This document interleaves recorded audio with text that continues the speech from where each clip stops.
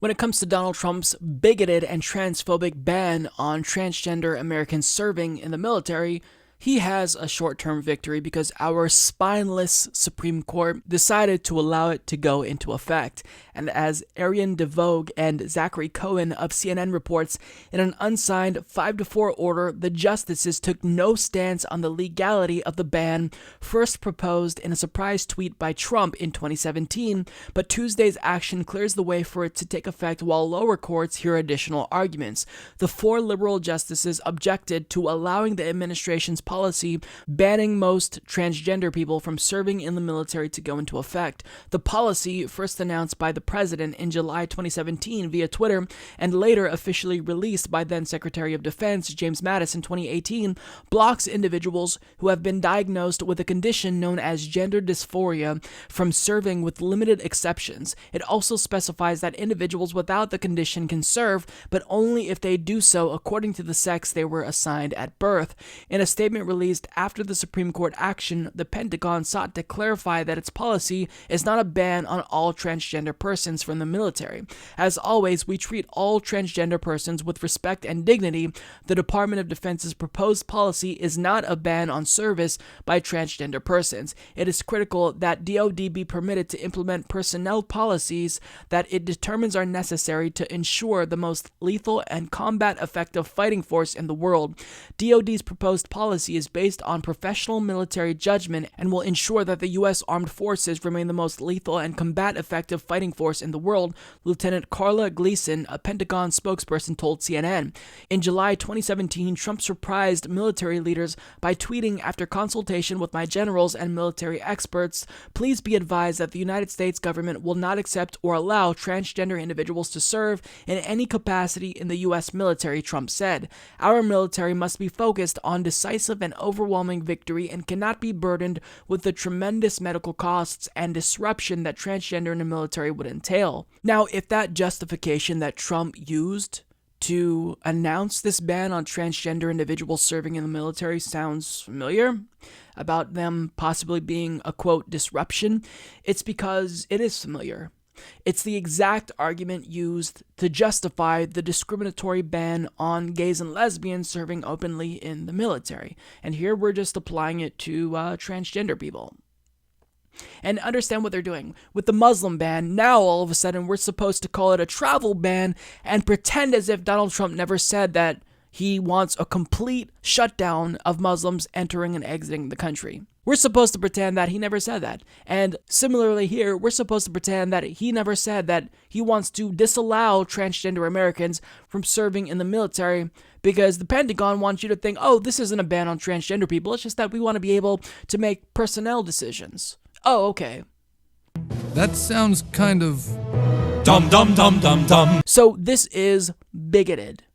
And this is an abdication of the Supreme Court's responsibility to just administer the fucking Constitution. Because this is obviously illegal. It's unconstitutional because it violates the Equal Protection Clause of the U.S. Constitution. And they know that. The 5 conservative justices know that.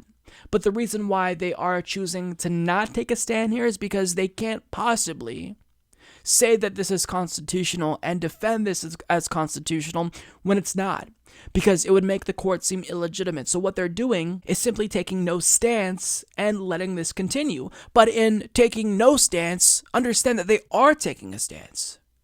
They're saying that even if this is unconstitutional, we will allow it to continue.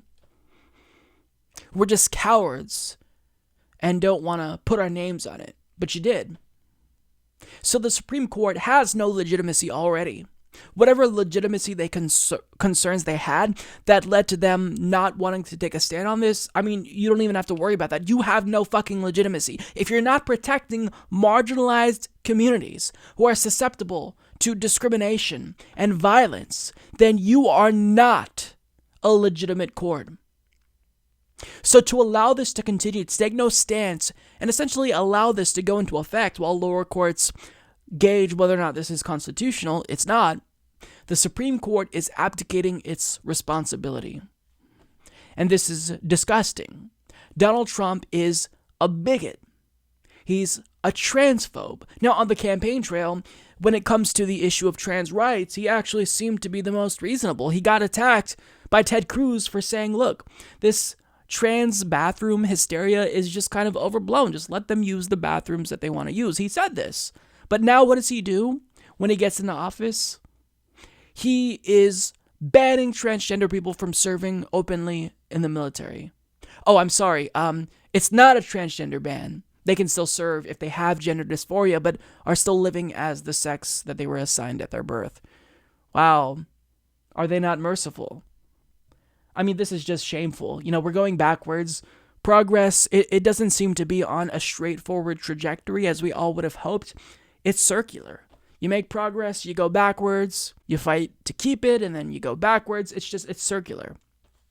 So this is incredibly disheartening, and I feel really bad for transgender people who have to put up with this non-stop bombardment from the right of transphobia.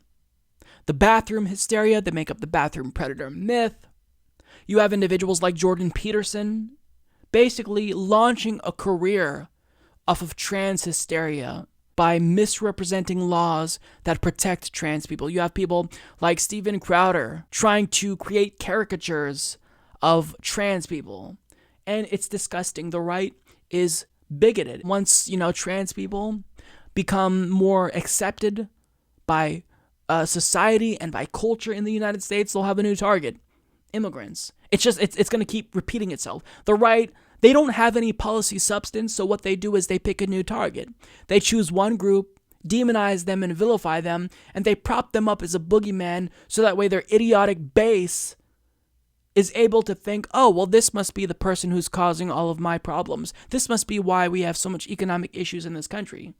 It's not because of the oligarchs, it's not because of capitalism, it's because of trans people and immigrants and gay people.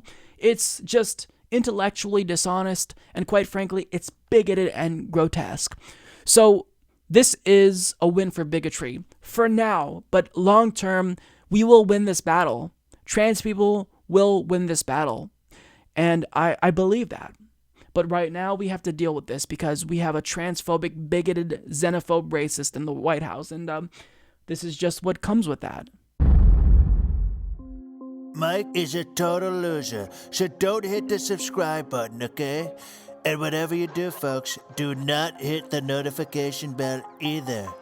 Mike treats me so unfairly.